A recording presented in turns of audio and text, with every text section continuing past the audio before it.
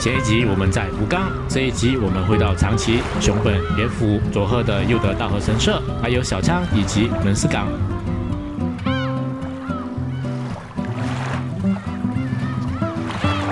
观众朋友们，大家好，感谢您收看《钢铁思路》。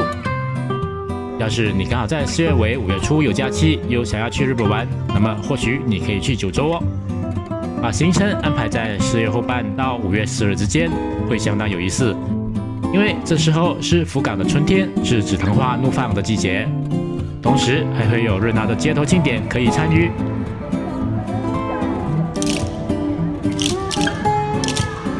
从福冈去长崎，我们是坐巴士，巴士车票需要上网预订，网站界面有各种语言，跟着指示稍微摸索一下就会用了，很简单的。基本上是根据上下车的地点去选订车票，电子车票会发到你提供的电子邮箱。我们选择在天神的长途巴士总站上车，也就是在西铁站大楼里面的3楼，而下车就选择在长崎站的前面，预定的酒店也在这里，从巴士站走2步路就到了，还包括营养丰富的自助早餐，甚至还有长崎的特色风味强棒面，实在太合我意啦！所以每天早上我们都非常充分的使用这个难得的福利。房间是这样的双人标准房，把行李安顿好过后，在酒店的大堂无意间看到了一张海报，写着长崎帆船节，就在附近的长崎水边之声公园。好奇之下坐电车过去看了一下，再一次不得不佩服我们的运气啊！远远就看见了这艘来自海参崴俄罗斯海军的老帆船，而且是完全装满了帆的状态，超级有冲击力的给我展示了大航海时代的海港风貌。难得一见而且又这么漂亮的大型帆船居然就在眼前，感觉实在有一点不真实。其中的日本丸还开放让游客上去参观内部，不过我们还是来晚了2天，错过了帆船张满帆入港的场面。我们看到这些帆船的时候，就只有2艘船是张满帆，其他的船都收起来了，就连最后离港那一天，这些帆就从来都没有再打开过。现场有俄罗斯的2艘船，1艘日本的，还有2、3艘是韩国的比较小型的中型帆船，都停在海港里面，游客可以在岸边免费参观。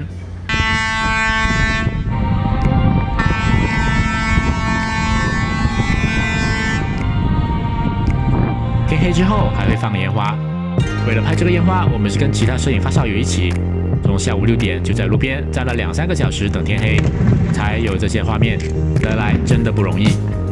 这样的大型木帆船节，全世界应该没有几个，长崎这个可能是亚洲唯一。我们用单反相机拍了好多照片，存在硬盘里放着发霉，很可惜。我想我要努力一点，整理一个帆船节特辑。帆船节都是4月尾举办，我们看到的这一届是2019年的4月18到22日，总共5天。但是接下来3年的2020、2021、2022年都停办，所以想要去的朋友记得提早做好功课，查清楚复办日期。如果复办了，那么行程可以先安排到长崎看帆船节，然后在5月3和4去福冈看 Dontaku。会场在 Nagasaki Seaside Park， 坐电车到出岛站下车，虽然比较靠近，但是我们会建议坐到大波子站下车会比较好。对于这个站有个蛮好逛的购物商场，叫做 Yumi Town， 有熟食超市、餐厅，还有 food court， 可以解决午餐晚餐。长崎会有帆船节，那是因为这里是16到18世纪日本唯一对外开放的港口，在大航海时代，欧洲人要跟日本做买卖，就只能到长崎，因此欧洲人带来的信仰也在这里上了岸。长崎成为了日本的基督教信仰的发源地，有日本现存的最老的天主教堂，叫做大浦天主堂。从帆船节会场可以走路过去，大概1公里，有点远。教堂建在小山坡上，从这里可以吹着宁静清爽的海风，把长崎港碧波荡漾、蓝天青山的美景一览无遗。附近还有一些欧洲人留下来的老建筑，也是长崎的旅游景点。大多数主要景点都可以坐古董老电车去到，使用1日券就可以1天无限次随便坐。除了欧洲人留下来的教堂，也有中国人带来的基础建设。眼镜桥是日本的第一座石造双拱桥，是明末崇祯7年由中国僧人请中国工匠所建，也是数百年来长崎的著名地标。这一带是长崎的老街区，在山谷之间有许多寺庙，景色也很漂亮。轻柔海风吹拂的山边海港，却曾经在1945年8月9日变成人间地狱。电车上，一双文雅、谈吐温柔的老太太，再三地提醒我们要在原爆资料馆站下车。向老太太挥手道别以后，走向她所指的方向。这里就是长崎大屠杀的纪念馆，一个可以让你接受震撼教育，明白什么是核武的地方。1945年8月6日，美国在广岛进行了人类历史上第一次核武袭击。紧接着3天后的8月9日，又在长崎第2次投放核武。原来原子弹是在半空500尺处引爆，让核爆炸发挥最大的覆盖范围。爆炸中心1英里以内，建筑物全毁，所有的生物、人、鸟、猫、狗、虫子、树木、花草，在一瞬间灰飞烟灭。方圆2英里的范围内，辐射线和热波都可以杀人。到处都在高温之中燃烧，有至少4万人是当场丧命。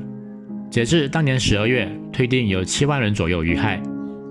越靠近爆炸地点的人越幸福，因为是瞬间变灰，反而爆炸中心以外的会经历最痛苦的折磨。当时在山的背后，而因此幸存的目击者描述，无数血淋淋的人拖着半挂半脱的皮逃到山后，他们的皮肤是被瞬间的高温剥开。这些人哀号要求要喝水，却都在喝了一口水以后就断气。所以长崎的人们是用水去祭拜大屠杀的被害者。博物院有幸存者的采访录像，仔细描述他自己是怎样拖着脱皮，然后挣扎求生的事。看到这些细节会非常震撼。但是广岛和长崎这2件事的描述方式，由美国在占领日本的时候拟定。虽然这是人类历史上最严重的屠杀事件之一，但是至今日本也只能用原爆这2个字来称呼。其实原爆只是工具，并不是事件本质。南京大屠杀并不会被叫做武士刀或机关枪事件。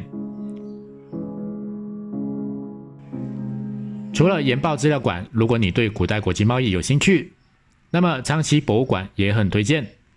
之前在泰国阿尤达亚的日本人村落纪念公园的博院有所描述的朱印船，在长崎博物馆有更多更仔细的对应描述。因为日本在1633到1854年之间实行海禁政策，只有长崎才可以与外国贸易，所以日本古代海外贸易的历史资料就全都集中在这里啦。至于在长崎的风味美食，有源自中国的强棒面，这是炸过之后的面淋上勾芡的汤汁，其实就像我们马来西亚的广府炒。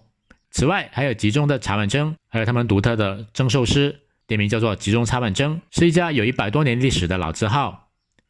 然后还有文明堂的蜂蜜蛋糕，也是长崎最有代表性的手信。接着我们在长崎火车站买了北九州的火车通行券，一个人1万yen可以用5天。到目的地的指定洗车票可以凭这张 pass 在车站换取，可是具体的使用规则和方法，请直接参考 JR 网站的介绍。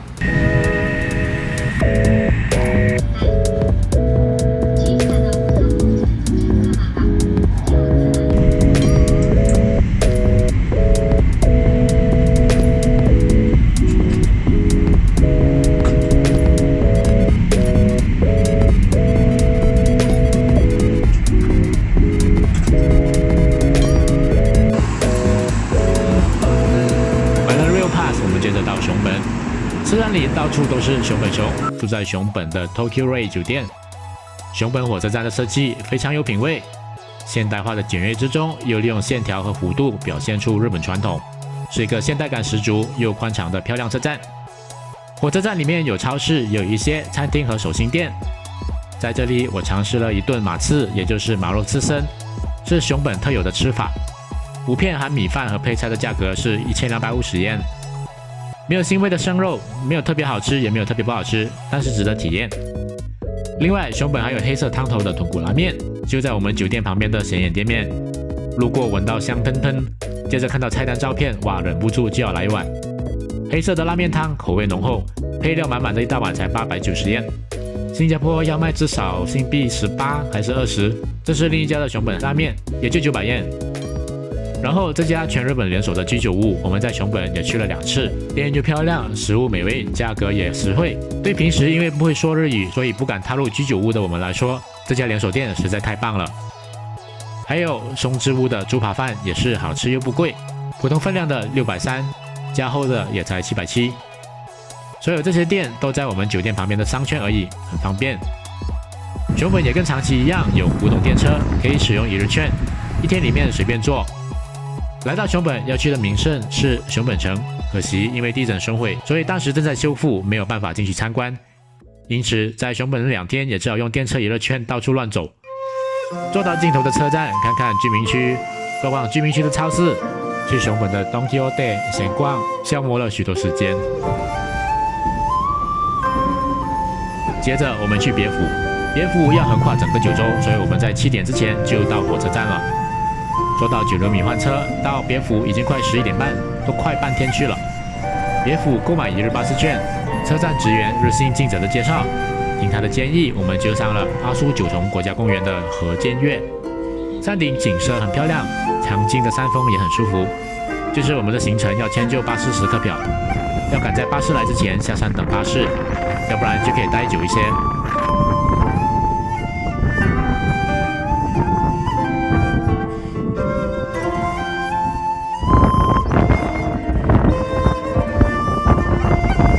接着就参观各种地狱，别府把冒烟的温泉叫做地狱，有海地狱、白池地狱、龙井地狱、血池等等，名字吓人，可是都是日本人趋之若鹜的温泉名胜。别府和附近的游步院，大部分都是日本国内的知名泡温泉度假胜地，建议大家在这里至少住个1-2天，才能真正说来过别府。像我们这样一直要配合许久才来一趟的公车的话，虽然该看的都看了，可是确实匆忙。隔天我们从熊本出发，去佐贺的佑德大和神社。我们是坐火车到 JR 肥前滨站，然后在稻田之间走了3公里过来。其实可以从 JR 肥前鹿岛站坐巴士过来，所以回去的时候我们是坐巴士到肥前鹿岛站。由于都是 JR 火车，所以可以用 Rail Pass。佑德大和神社是日本的3大大和神社之一。这座1687年开始建的神社真的是人间杰作，实在很漂亮很漂亮。建议喜欢和风建筑的千万不要错过。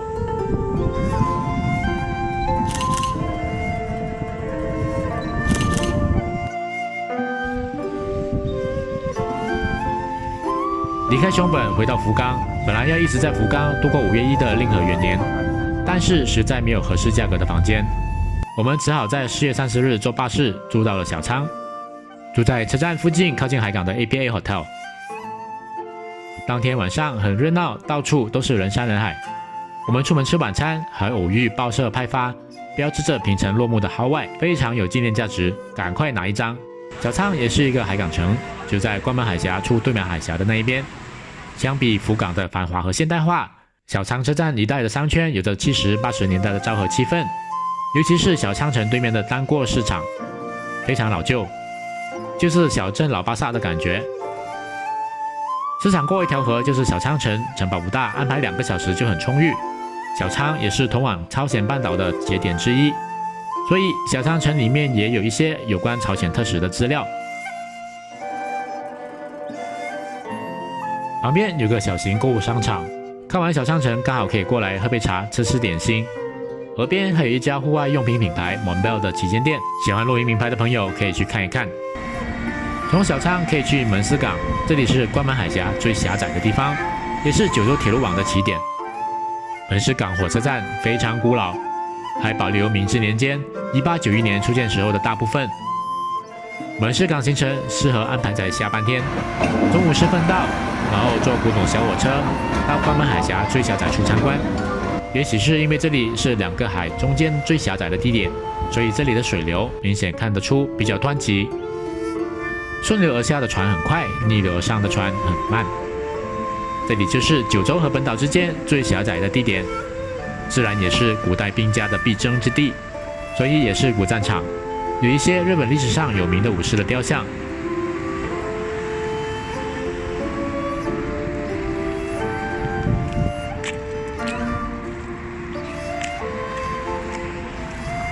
还有一条地下跨海隧道，可以坐电梯下去，走到对面就是山口县。山口县那边有一个海鲜市场，应该有新鲜海鲜可以吃，所以需要安排1-2个小时在那边会比较从容。从山口县回来，再坐小火车回到门司港吃个晚餐，然后用门司港的漂亮夜景做个结尾，就刚好是1天的行程了。2019年的旅途到这里就算结束了。这一趟我们到过的18个城市，都是古代陆路路线上一个又一个的自然集散地，而这条路线绵延千里，直到中亚，甚至更远。日本是这条路线的东边终点，而另一边的西方还有更多的城市，我们也想去看一眼。很快我们就要再次出发，用火车走一趟从东到西的丝绸之路。感谢你收看钢铁丝路，一边旅行一边学习，欢迎订阅我们的频道。